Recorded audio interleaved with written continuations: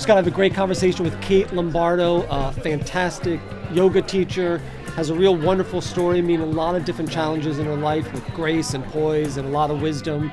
I think the all be happy moment takeaway is life is going to throw you a lot of curveballs, and you need a good mix of acceptance and then presence to deal with them.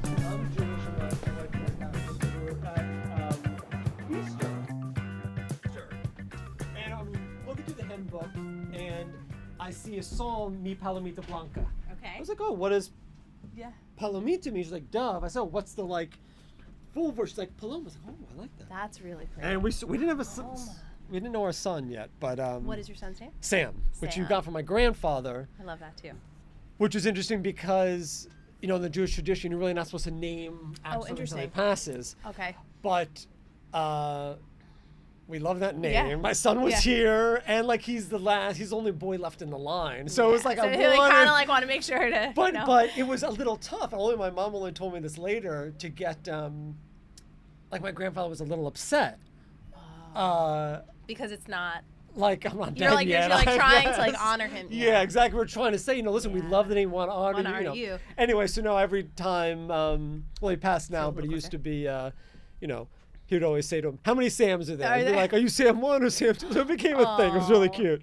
That's great, though. Paloma and Sam, what beautiful names. Yeah, thank you. No, it's funny. I only know, it's actually randomly, there's a guy in the cafe, a regular, who I haven't seen in a while, but I saw him today, and he has a daughter named Paloma. Really? Paloma Picasso. Cool. It's the only two I know. Wow. Yeah. So anyway, that's great. I love that. We have, I think maybe we've met no other Harrisons with an A. I've never heard that name. Yeah, a few Harrisons. Right. The crazy part, so my son was born April 1st of 2020. Okay. The start of the pandemic, where... Oh, yes, I've heard you talk about it. Yeah. The crazy thing is, we named him Harrison knowing... Okay, maybe it's not a super common one. Didn't anticipate face masks where you at least can figure they didn't make a huh with their, and then we've now had to teach him for so long because everyone was assumed it was Harrison. We teach him now to say it's Harrison with an A. Got it. That's which funny. I like. That's great. Yeah. That's great. No, I remember you telling that. I want to get into that a bit, but thank you for being here. Thank you for having me. Kate Lombardo, amazing. This is great. Yeah. Great to meet you. Thank you for having me. Welcome to the All Be Happy podcast. Such a good mission. Thank you. I appreciate it. No, there's a lot of your story I'm totally interested in hearing. Thank you. Have some interesting questions to ask you. Of course. One question, which I think you're going to be perfectly suited for, I like to ask in the beginning. Okay. Is there any practice you have before you start an event or an activity or something where you need to sort of come back to yourself? Yep. Is there something that you do that you question. like? There is. So yoga is one of them in general for me. Right. I own a yoga business, yoga teacher. But even more so, actually, for me, I have a pretty consistent morning meditation practice that has evolved. It's not any kind of set school of meditation, I guess. I have a certificate in positive psychology that I did years ago. And at that time, I was trying to develop a meditation practice. Yeah. You mean craft one for yourself? I had gone in and out of, I wanted to meditate. That's what I knew. Okay. And I had started studying different schools of meditation and approaches to it, tried a bunch, and nothing really landed for me. And it was a lot of me trying to be well, my mind can't be quiet. I'm not good at it. Yeah. And at the end of this training, so it was a 10-month program, and our final week was it was kind of a hybrid in-person online thing, but at our final week retreat, we were challenged with this idea of creating a ritual for ourselves out of first establishing a habit. It was 30 days that they just do something for 30 days. I was all right, I can do anything for a month. So I was I'm going to commit to some type of meditation practice. And then also as part of that training, my teacher at the time, he was giving a lecture. He was you can do meditation and it can be active for your mind still. You don't have to just sit totally quietly the whole time. And I was I could do that. I could have something that's just ritualistic and helps me to focus. And so since then, for the most part, I'm not going to say that it's every day all the time, but for the most part consistently since that time now, this was in 2016 or 2017 I did it. I have it's a routine of some deep breaths, some chill music, some candles, all the stuff to get me settled. And then I go through a gratitude practice for myself. and then some type of active portion for me, which is like an inspirational thing, which could be like reading a book that is inspiring to me, or a set of quotes, or pulling some kind of, like I work with like oracle cards, like something that's a little bit more just active but connected intuitively. And I think what I have found now from doing it for so many years is that even if it's not in the morning, if I'm like totally out of whack and need to get balanced, I'm like, oh, this feels familiar. And like the second I can smell the sage burning or something, I'm like right away dropped into it, because that foundation I think is so set. So almost like a sensory memory. Like I've like trained it so much that it feels so familiar that I'm right away like, oh, okay, I'm good. So well, it's funny. I mean, I've been meditating for a while myself. I do a mantra-based meditation. And so I guess whatever the practice is, but you do, with enough experience, you get, and I think, you've spoken about this and other things I've heard, you get familiar with that space. And I think in the beginning you may shy away from it, and then as you get more, it's more comfortable. And, it's like a muscle, right? It's people I think can relate often more to like working out at the gym. It's like when you first start lifting weights, it's hard and it feels weird, but then like you build that up and then it's there and you can come back to it and it feels like you build the muscle memory. I think meditation's very similar in some ways. How do you, this question just occurred to me, I guess the question is, how do you know when it's worked? But it's more than that. I would say, what changes when you know, okay, I'm settled, or I'm good, or So I work with a business coach, and she's also an astrologer and like mystic kind of stuff, and she has helped me to realize I feel things physically in my body, like this idea, or like if you know of like human design, like I'm a generator in human design, I'm an Aries and I'm like a very fire sign physical sign, and that whole idea of like the gut instinct, I always thought everyone actually literally feels it in their like stomach, because I do. I've come to find that's not true for everybody, but I do. It's like literally a physical sensation where I'm like, oh, I feel my physical body starts to relax, like, and that for me is how I can tell the difference. I think like it's like a very physical in my body feeling where I'm like, oh, I'm not okay, and then I'm like, oh no, I'm grounded, like my breath will slow. No, it's beautiful. Absolutely. I have a similar thing where I think there is a physiological change, and at some point there's also a I would say my relationship to the thing I'm about to do changes a little bit, in that there's some more perspective. Like I care about it, I still want to do it, but there's an edge that's been taken off.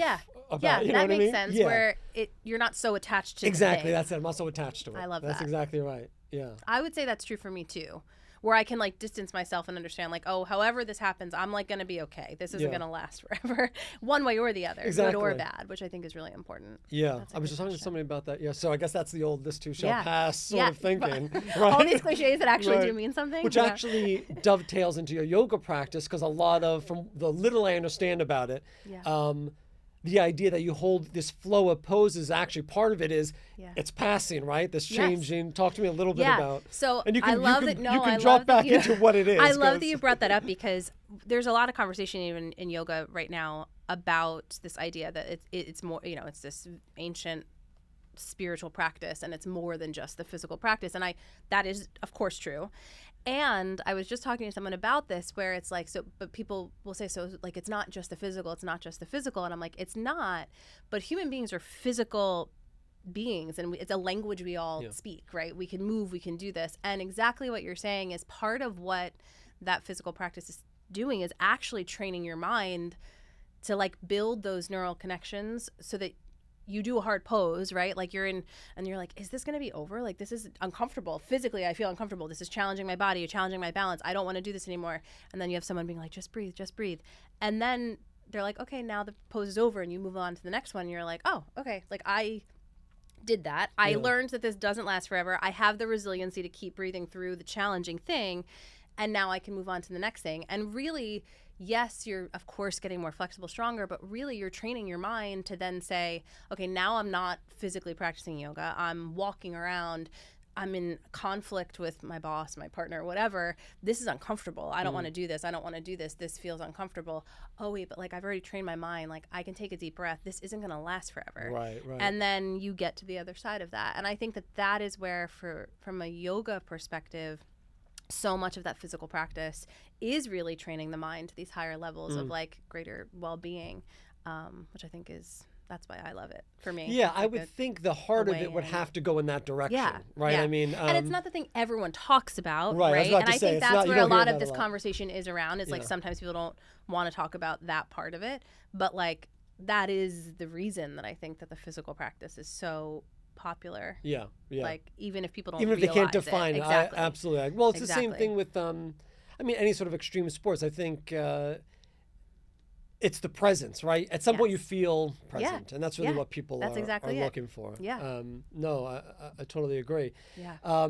You mentioned breath a couple of times. Yeah. You have an interesting relationship with breath. I do. A little backstory. So go into your story a little bit. Yeah. Tell me a little bit about, and the audience a little bit about. Of course. Yeah. So I graduated from college in 2008.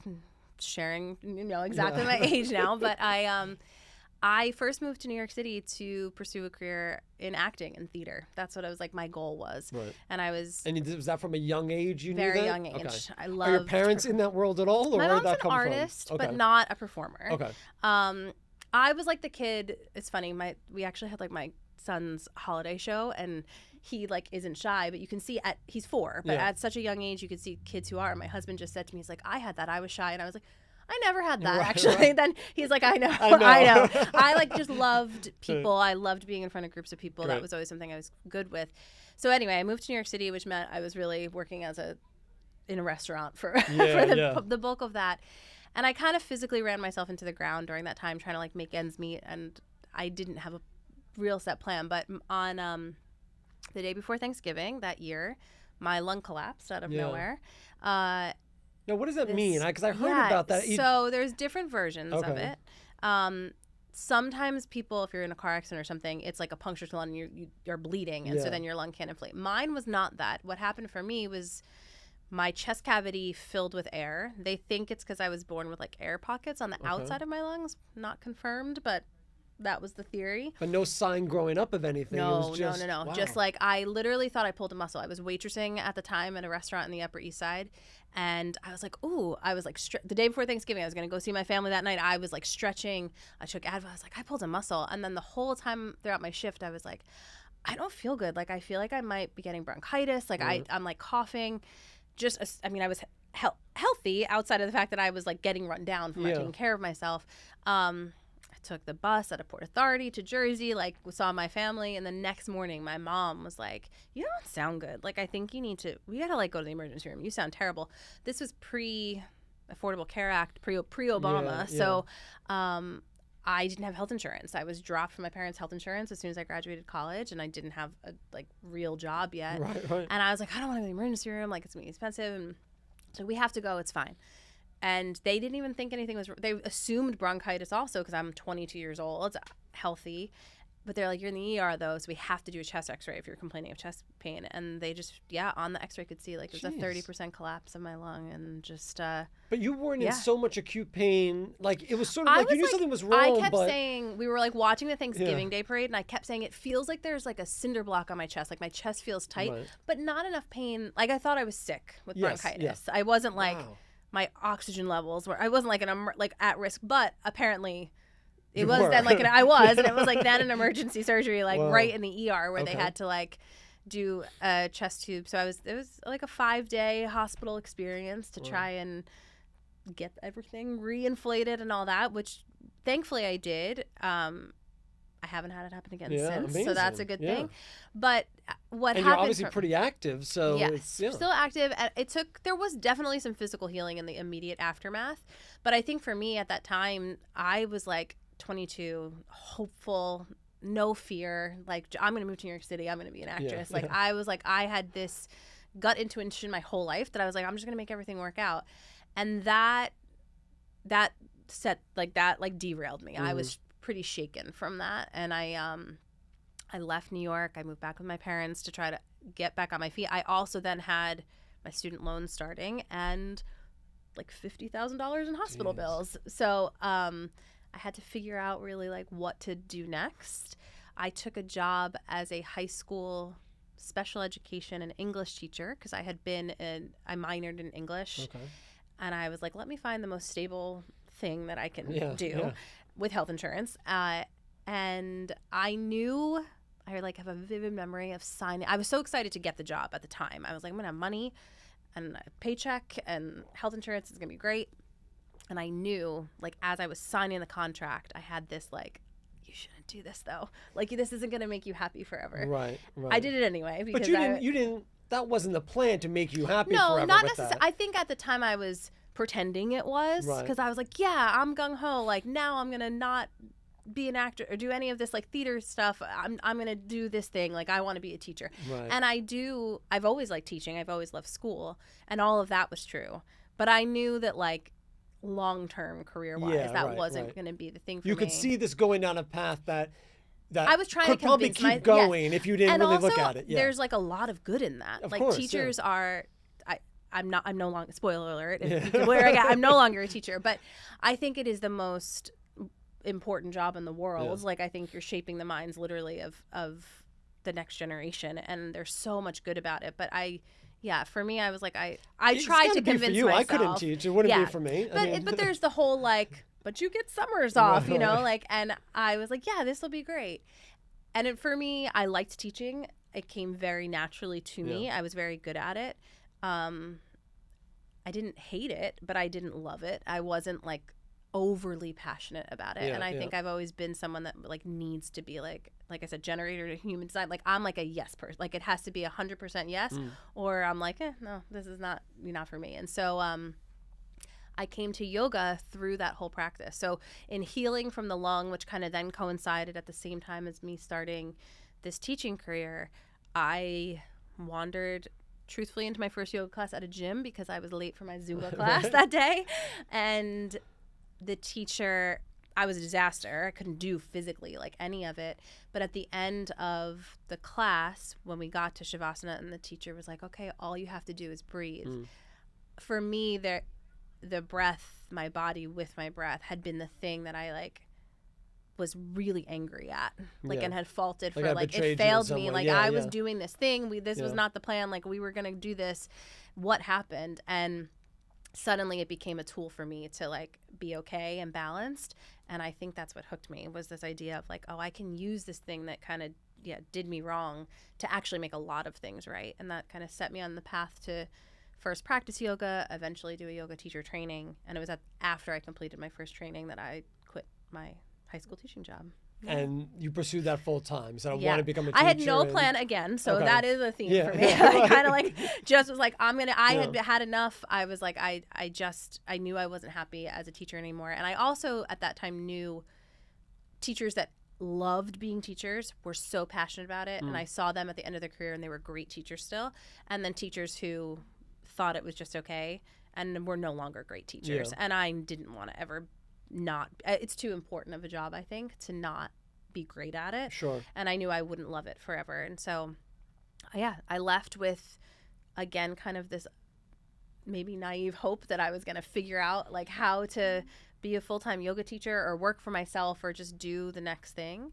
And I didn't have a set plan. I just kind of went with whatever. But the one thing I did trust was that I was not afraid to go back and, like, work in a restaurant again, or I would do any, like, making money and just doing any kind of job. That I was not afraid of. I didn't have an ego necessarily attached to, like, having to, like, let go of I've been a professional as a high school teacher. Exactly. And, like, I just was willing to do whatever it took to just make myself happier again each day. Well, I mean, I think a couple of interesting things. I think that's a common theme, at least with entrepreneurs, and I know you are, ability to work without a net. Yeah. Right? Yeah. And I don't know where that comes from, but it's sort of a sense of maybe it's like undeserved, what they call confidence where, but it's just so I'm going to go become an actor. I'm going to leave this. And I've done that too. And people ask me, do you miss this? And I said, I don't tend to miss things like I wish I was there. I can look back on them fondly and say, I love the people and I loved it. But I've never been held back by missing something. Exactly. So I had a law career before this. And they're like, I loved it, but I don't miss it. Yeah. Like I wish I was doing that. I left for a reason, and I'm doing this next thing on purpose. Yeah. Exactly. So that's a big thing. Yep. And I think also what's interesting is, when we think about happiness, if we talk about that for a second, you knew the teaching wasn't gonna make you happy, but you also didn't have another plan yet. Correct. So what, in the kernel of that thing, what was it you thought you were looking for, if you would say? So I knew for me at that time, two things, like kind of to that point. The first thing is that I knew that I wasn't happy, and I wasn't sure that I could find the next thing to make me happy, but I was like, but this thing definitely doesn't, right? Like, I'm definitely doing this, and this definitely doesn't make me happy. I might be more unhappy if I leave this thing, but at least there's like a chance on this other thing that I could find something that will make me happier. I know if I stay, this is it. You're locked in. Yeah, and I had also like just left hitting rock bottom and been really broke before. So I'm like, well, I already done that. I can like get myself out of that again. If I would prefer not to, but I could. Yeah. And so I knew what I wanted at that time. I'm not like a really good early morning person. And I had to be up when I was a teacher at like 5:30 out the door. And I always attached myself to this idea. And someone just asked me this recent, I'll get to this in a minute, but like what I wanted to be able to eat breakfast at home. I know that's like a small thing, but I was like, I want to not rush out the door and like be sucking down a cold smoothie in the car when it's 30 degrees outside. I just want to like ease into my day. And I was speaking at another event recently, and someone asked us like when we knew we were like had found success. And a lot of people, it was like related to finance or whatever. And I was like, the funny thing for me is that I felt successful week 1, like actually that September when school started again. And I knew everyone was rushing back. And I was like, it was 8 a.m. and I was like home eating. I was still not sure how I was going to make any money in this entrepreneurship thing. But like it was the freedom component of it, I think is like what for me I wanted in terms of the happiness piece. That was what I was lacking. And I think that's what I ultimately was really pursuing. Yeah, that makes a lot of sense as well. I mean, I've had a lot of jobs, worked with a lot of people, but if you're an entrepreneur, my family is an entrepreneurial family, so that was always the direction. And I often tell people, listen, as long as you can make it on your own, maybe you're not as successful as you think, but if you're taking care of what you have to and you're on your own, you're so far ahead of the game. It's true. So far ahead of it. Because it's hard to find the freedom. It is. It is, and it's not, it comes with consequences and sacrifices, right? Like that. There's that freedom in being able to make those choices, but I will also say that I worked more than I ever did during that initial season of entrepreneurship, right? Like I was working probably double the amount that I was for my teaching career because I had to, like to be able to afford to make the ends meet, to learn, to do everything. But I was so happy. Like I didn't have to do it. I could have taken the day off, and there was something about just the ownership of that I think was really important to me. So tell me, so now you've discovered yoga. Yes. You go and you become a certified Became a certified teacher while I was still doing my high school teaching job. And then I finished out that school year. I like graduated, I think maybe like January or February for my teacher training. I put my notice in April, and then I finished out till June. Like I finished out the school year. And then right after that, I did start teaching. I got hired teaching at the studio that I had done my training at. So I was teaching classes, and then I just went for as many other teaching jobs as I could get all around, basically anywhere. So that's just going to studios and just being picking like, up hey, slots coffee shops that like wanted to do yoga. I mean, this is 2015. Yoga has it has grown so much in popularity that at the time I did my teacher training, there was one studio in Hoboken, New Jersey, where I live. Now I think there's one like every few blocks. And so I was going around to any studio that was opening, trying that, and then I worked at the front desk at the yoga studio as just like a paid hourly desk employee. And I also, because I was a good writer, I got hired doing freelance. I was the in-house content writer for a digital marketing agency. So I started writing about Google ads and SEO and the growth of social media in 2015, stuff that like I didn't know about, but I was good enough that I could like read something that someone technical wrote and then turn it into a blog post or whatever. And the cool thing about that was that it sort of prepped me for then eventually, like when I opened up my own studios and business, I now was like, oh, I think I did that for, I don't know, maybe 2 years, freelance also while I was teaching. But I learned so much. I learned about like the world of digital marketing, which then obviously this whole world has shifted into. And so I learned I learned strategy enough that kind of gave me the baseline then for this next season of entrepreneurship when I shifted into opening up first my like had my yoga studios and now teaching in the online space, like I have enough of that baseline knowledge, not to be, you know, I'm not like coding websites, but enough that I can like have a conversation with the person who is, which is kind of cool to see like how all of that unfolds. Like I said, something I was like, I don't know what this is going to turn out to be. This is just a way to like pay some bills. That's another quality of, and also just, where you say a great thing, learning enough to have the conversations. You can have an educated conversation. You know you don't know everything, but you have an educated conversation.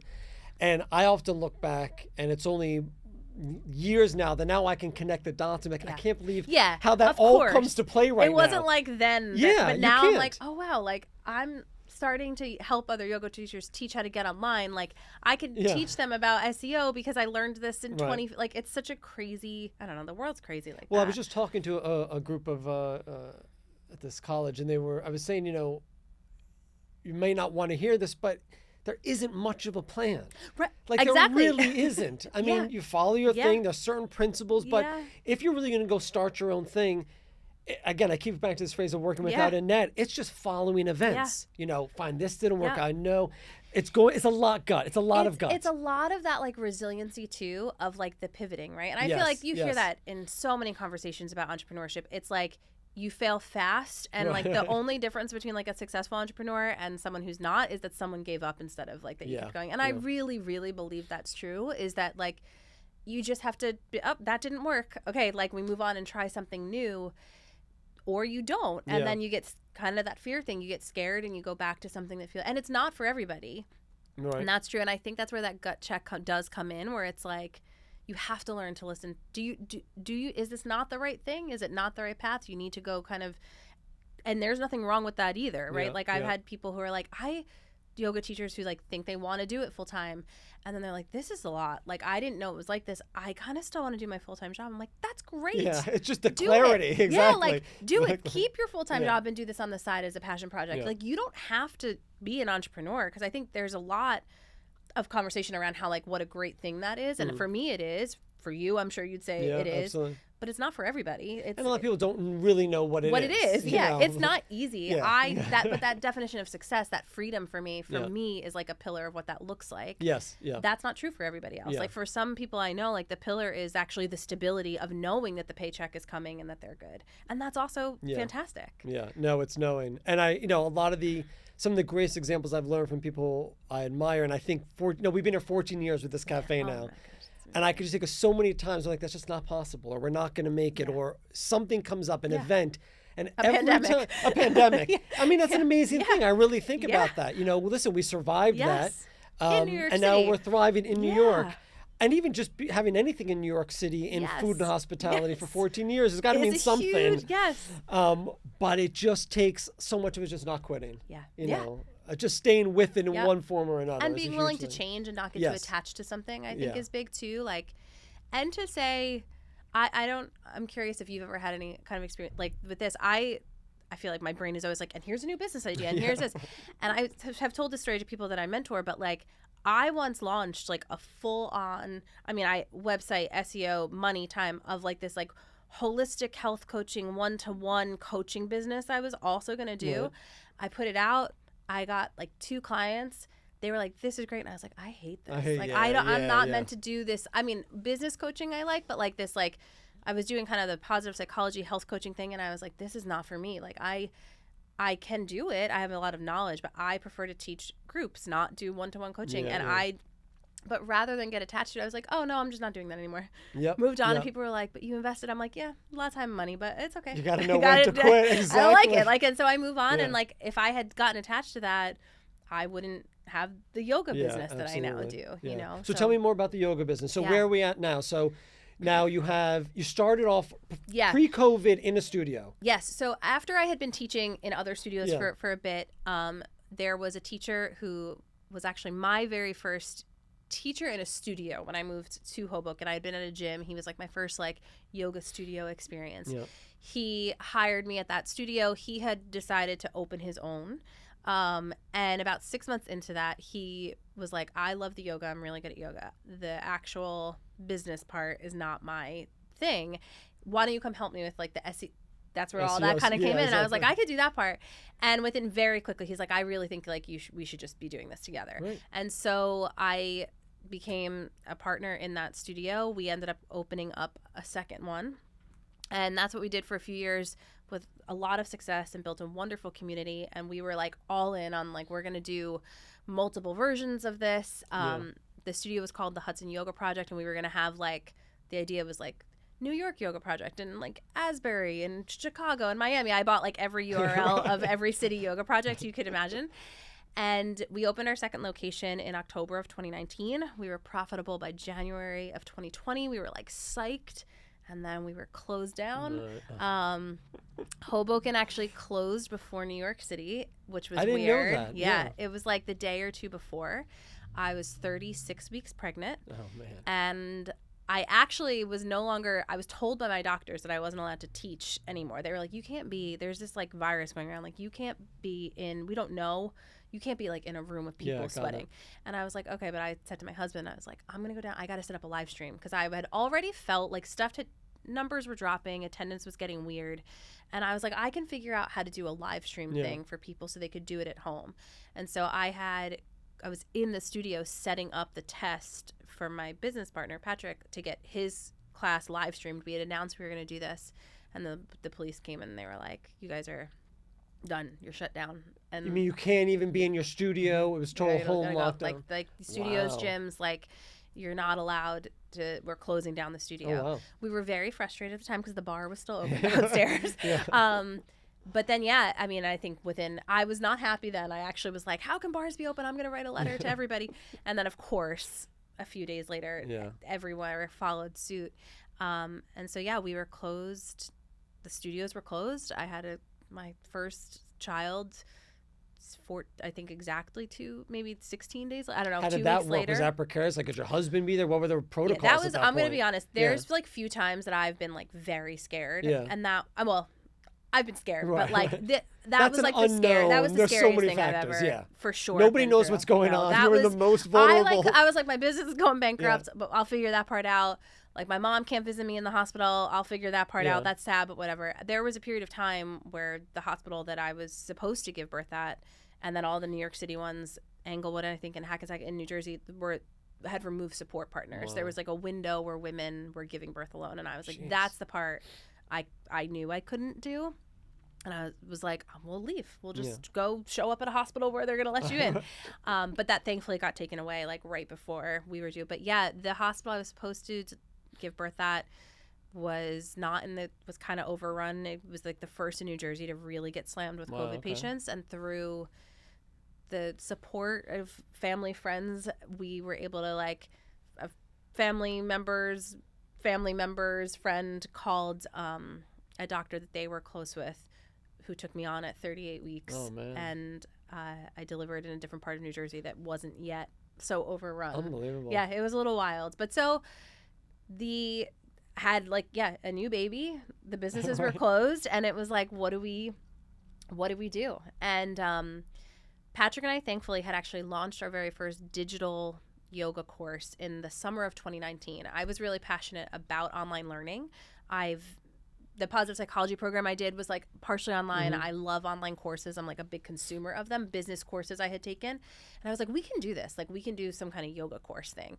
And so we had the baseline knowledge of like how to do a yoga course and training. And so we were starting to lean into that. I think that was pre-recorded.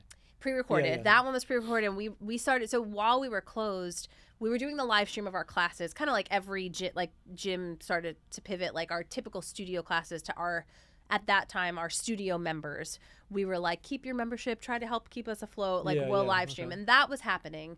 But we were pretty clear that like this was not going to be a thing that people were easily going to feel comfortable getting back. And I think for us, New York City, like Hoboken, like we were used to yoga mats like an inch apart. I'm like, we might be allowed to reopen, but when are we going to be allowed to open? You're going to fit 4 people in the studio. Where you can't, it's just not going to be sustainable. And we kind of saw that pretty early on and decided to put more effort into like, okay, what's the next thing? Like, how do we grow in an online space? And so we really started to focus on our trainings. And during that time, while I was on maternity leave, I connected with someone who needed a yoga teacher to teach. They were like, we have this online training that we started. It's not yet, like, Yoga Alliance initially had never, which is like kind of the, I don't want to say governing body, but they like set standards, I guess, like to try to standardize yoga teacher trainings. At the time did not ever previously allow for online trainings. They did when COVID started, but this company had an online training that didn't yet totally meet like those Yoga Alliance standard thing. Like they needed a teacher, like there was rules that had to get shifted. I was there teaching on Zoom, and then in that they were like, we need to all just join forces. Like, we want this company to grow. You have the teachers and the team between you and Patrick. And so Yoga Renew had initially had a 200-hour training that we then combined forces joined. And we brought our team of teachers from our studios to teach in the program, and really we're so fortunate that kind of all, again, was one of those things that sort of like we'd had the foresight to think about online courses and the business thing for it. We had the people, and it really kind of just grew exponentially from there.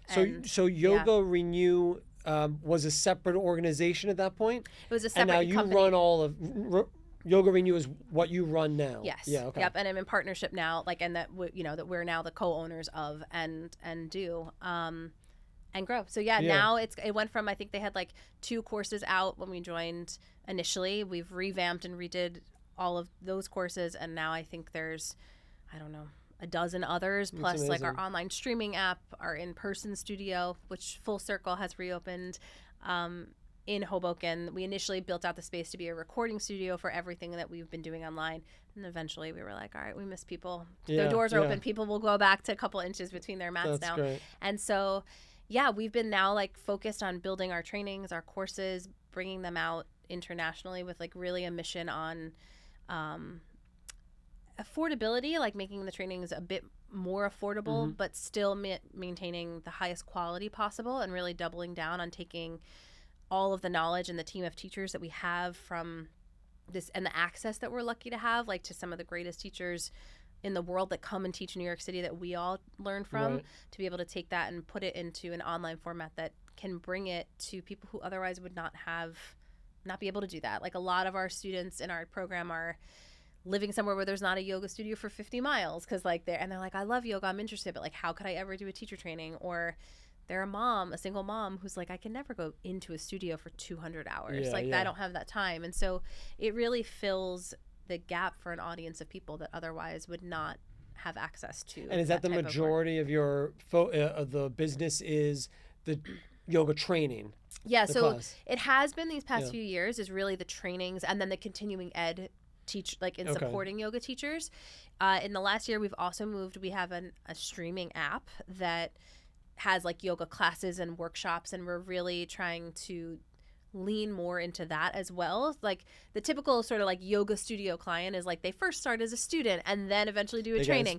We kind of like skipped to the training part, and so now we're actually also really just teaching classes for anyone who wants to just practice yoga online in a way and format that we can bring our style to them. So that's also a big focus for us as we grow. And then supporting kind of the other side of that is the kind of business coaching mentorship piece of supporting yoga teachers once they're up and running. How do you now build a sustainable career? Because that's something that is, I think, if this $1 billion industry, and then you have a lot of yoga teachers that are running around still hitting burnout because they're like not sure how to build which is huge. I mean, that happens a lot. Here's the knowledge, but how do you and it's like you said, it's a saturated market, especially now with the online. It's a lot. How do you do it? So how do you stand out? How do you build a community? And I think that's the piece when I think now sort of how that's naturally come to like the next phase for me and to support our teachers in is like, I've now worn almost every hat you can as a yoga teacher, from the like early days of like me being the solopreneur teaching while freelancing to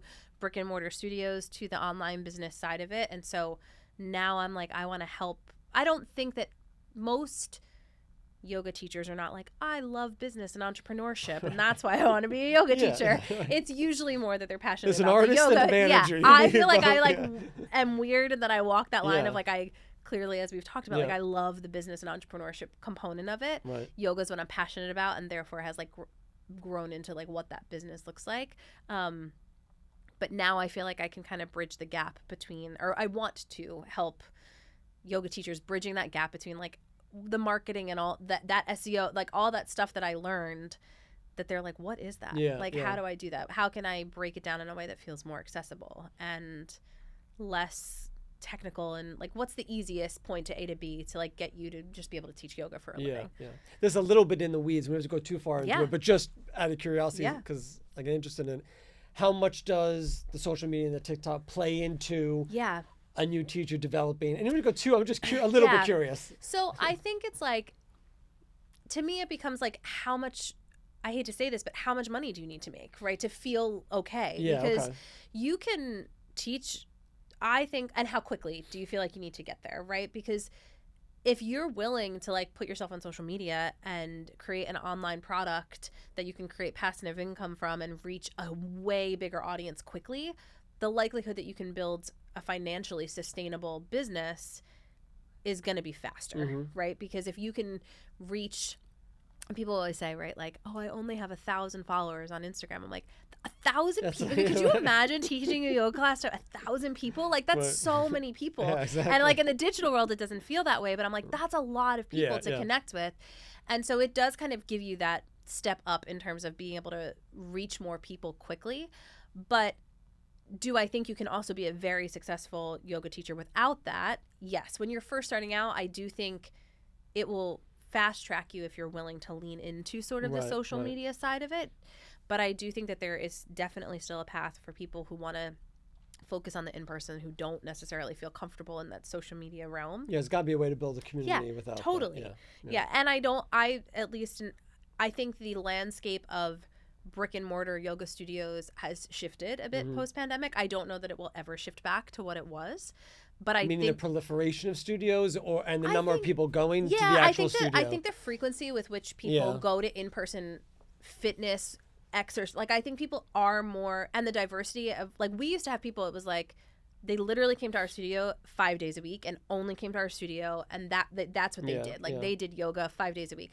I think the pandemic shifted the landscape, and people are like, I do yoga, but I'm comfortable doing it at home, and I also got into running, and I think that people are more willing to diversify a bit, and I think they want in person. I think there's that connection component. Like, you can't get the feeling of being with 30 people in a room, moving through a yoga practice where there's like cool music and all that, the same at home, but you can still get like a really solid yoga practice at home. So I don't think they're ever going to be going away. I think humans crave connection, but I do think that it's not, my guess is not that it's, and I think it's just, it's that evolution piece, right? Like, it's like being willing to be like, it might not go back to someone. Not everyone is going to go back to 5 days a week at one place anymore. I don't know that that's going to, I think people are interested in different things.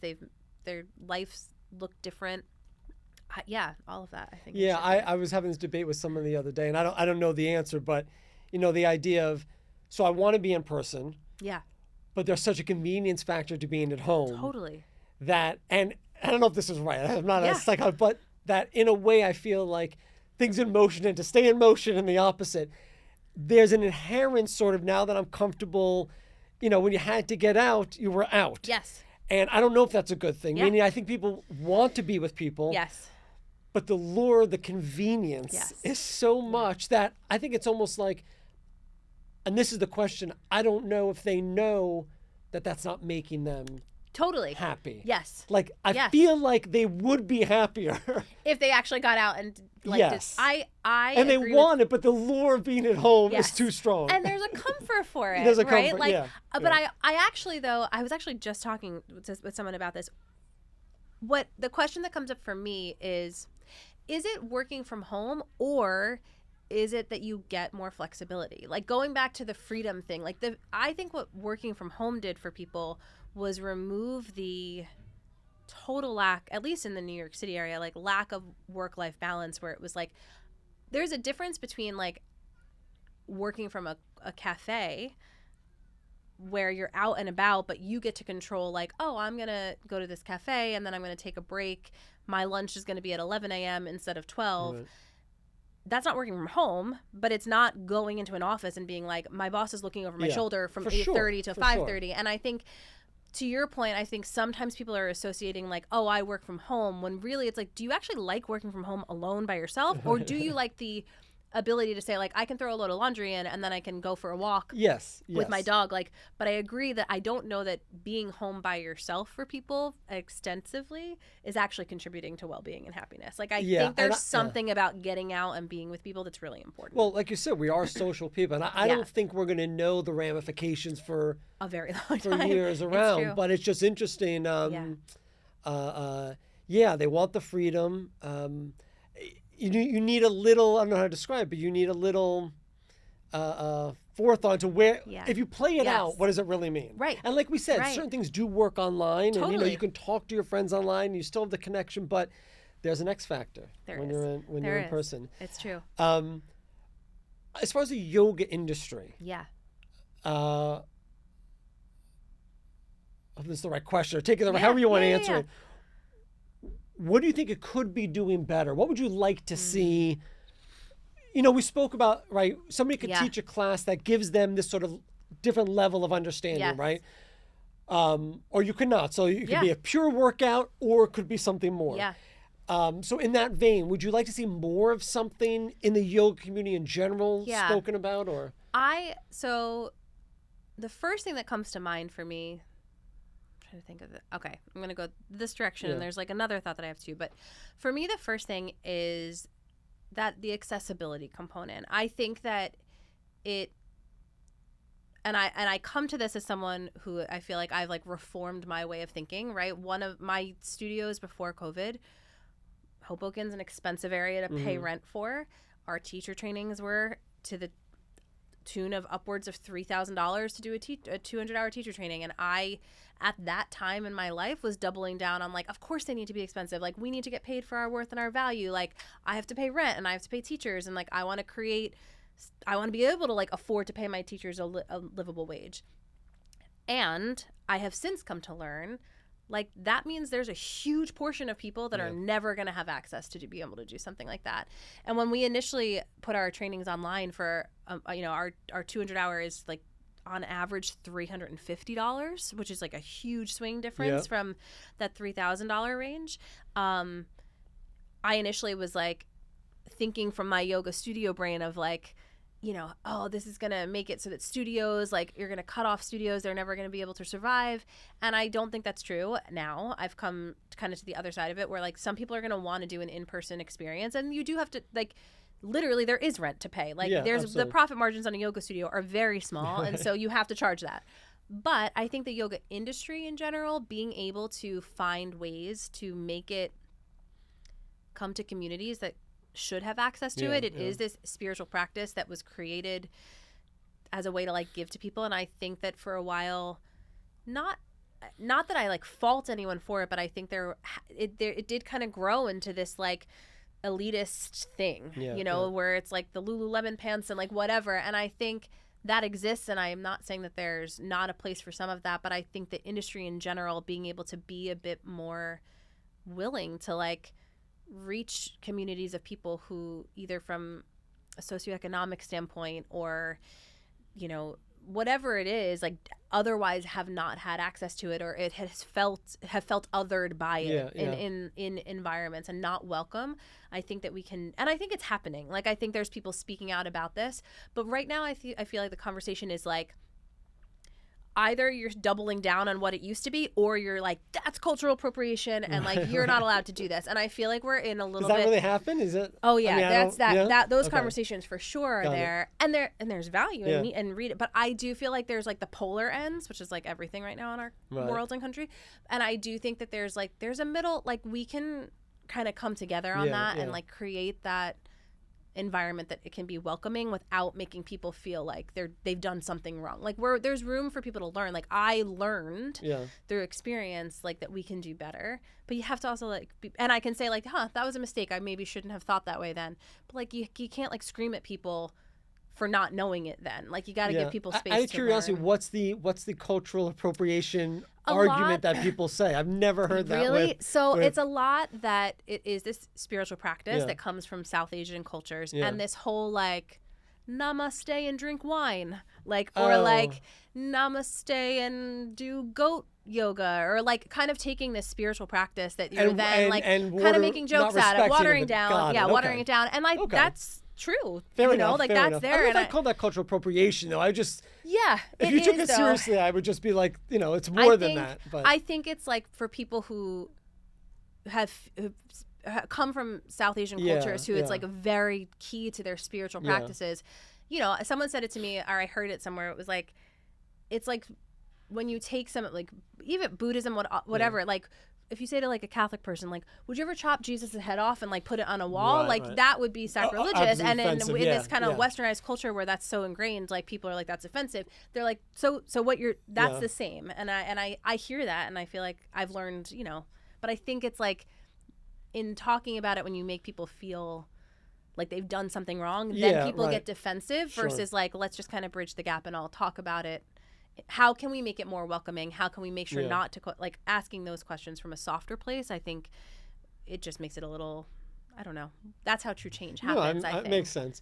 It is funny. I had a friend who did a yoga training, and the teacher had them read Patanjali's Yoga Sutras, Yeah. which, because of my own philosophical interest, I've read, and I'm yeah. not a master, but Sure, I've read, reread I've them. studied Yeah. with people, I've been, and unless you're with a teacher, you're not penetrating that and understanding on your own. Like, course. it's a real It's a real text, one of the 4 core texts. Yes. Well, of and Hinduism. there's like the actual text. There's not like that. They're just they're very short. They're so very to try short, to, you're exactly. reading mostly like scholars interpreting Yes, them. yes. It's a lot. So she yeah. had to read, and I thought the same thing. I'm like, what are you doing? Like, and then she's like, well, come back to me, we'll talk about it. And I'm being a little judgy, Sure. right? But I do know it takes a lot to have a real conversation about what that means. Yes. And the odds are that's not. So it's almost I'd Yes. rather you not Right. go that way. Right. Because what are you really doing? Right. Is it, What's the purpose of what's this? the, so Yeah. I appreciate that. I Yeah. really do. Because, I mean, again, the history of yoga is really quite ancient. It really comes back to simple. I mean, yoga means unity, Yeah. right? Yes. Yep. So it just Yoga really means came unity. back to Yeah. meditation. There was this Yeah. development of it. And there's So- different schools of it, yes. and there's different styles of yoga, and there's like, if you trace the different lineages of yoga back to Right. like which teacher did it all grow out of, and so what one lineage says is different than what another. Like, Yeah. there's a lot of stuff. It's a lot. Yeah, It's yeah. all important, and I think the key to me is like, can you describe? Do you know why you're doing what you're doing? I think that's a great point. You Yeah, know, like yeah. if you're doing something like. Maybe wine yoga. Like, is there really like? I mean, and I Yeah, love just a glass call it- of just wine, like you but said, like, call it for what it is. yeah, then. like, but Yeah, like, exactly. is do you know why you're doing it versus Right. I think if you're able to say like, well, my teacher who learned that, like, and Yeah. can trace it back, that's that's where I think appreciation versus Yeah, appropriation kind of Yeah. comes And I in. guess in anything we're going to have that. Of course, that the and it spectrum comes down of to stuff. really who the teachers Yeah. are with their connection. Even in yoga. Yeah. I want to ask you a slightly different topic. Yeah. But it's in the frame of sort of perspective. You're a mother, 2 I am. kids, Yep. entrepreneurial, mother full-time job, parenting full-time job. I find that in putting on a parent hat, Yeah. it oftentimes gives me perspective about this other world I got very caught up in. So Yes. what you Yeah. is that? Do you find that true? And what's your experience about sort of putting on that hat, being all in with the kids, and 5 minutes ago you were sort of obsessing and worrying about Yeah. some online course? Yeah. Like, how does that work for you? I mean, they don't care, right? Right, right. Like, they don't care that somebody online thinks that I'm not doing a good job with something. Like, they just want you to, they're like, Yeah. great, like, they just want you there. And like, I think what motherhood has, for me, it has forced me to understand like truly what being present means, and to let go, kind of going back to full circle, like we're talking about, like this too passes and ends, right? Like there are times that you're just like, this is hard. Like, are these kids going to go to bed ever like this? But the day ends and then the next day is a new day and they're happy to see you and start over. And like, you have to, I think, learn to pivot, to change, to let things go. And also to understand that like, I love what I do. I love being an entrepreneur. I think it's so important. And it's not actually that important. Like in the grand scheme of things, like what's really important is that like for my kid, like for me to be at his holiday concert, like that is the thing that's really more important. And I think it's very easy for everyone to be like, well, no, because, and listen, I say that also from a place of understanding that I have the privilege of owning my own business that has been successful, where I do have the schedule to be at every, I'm not saying that if like you're not able to go to your kid's holiday concert, that's like you're doing something wrong, because no judgment to anybody. But I think it has just taught me that like there's things that are so much bigger than like my own little brain and my own little world. And I think that being there and learning that for my kids, seeing how fast it goes, like the fact that my son's going to turn 5, I'm like half a decade. Like I feel like I just became a parent, and somehow 5, like everyone always says, you know, what is it, like the days are short but the days are long but the years are short thing. And people are like, you'll understand it. I'm like, no, I feel like I understood that right away. I'm like, I get this, like this is going fast. There are moments that it's hard, but I'm like, this is fast. Like my kid, he's this like full person now, and he was this like little baby what feels like 2 seconds ago. So just trying to live and be present in that, even when it's hard, I think is so key. Well, it's funny. I was going to ask you, because you have a very interesting pattern in your life of perspective changing experiences, which is really fascinating. And I was still going to ask you to reflect on it, and I want you to, but something just clicked for me, which is, I think from what I hear in your arc is the ability somehow to be present to the thing that's happening. So I was going to ask you to define what that is, but for me, that's what I hear is like, whatever it is, the ability to meet. If I'm with my kids, I'm with my kids. If I'm at a job, and also to meet the unknown just by being present.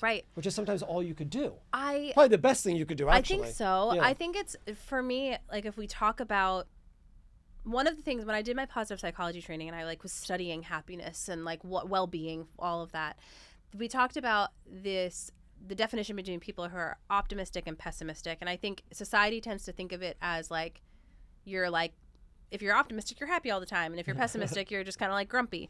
And what they defined it as was people who are pessimistic think that think that everything is permanent, whether it's good or bad. But what happens then is that when something's really, really good, they expect it to never go away. And so then when it does, it's like soul crushing. And when something's bad, they think it's going to last forever. And it's like, how do I get out of this? Versus people who are optimistic are like, I'm in this really good thing and this is awesome and I got to enjoy this because it's not going to be here forever. Or when something's challenging happening is like, I can get through this because it's not going to be here forever.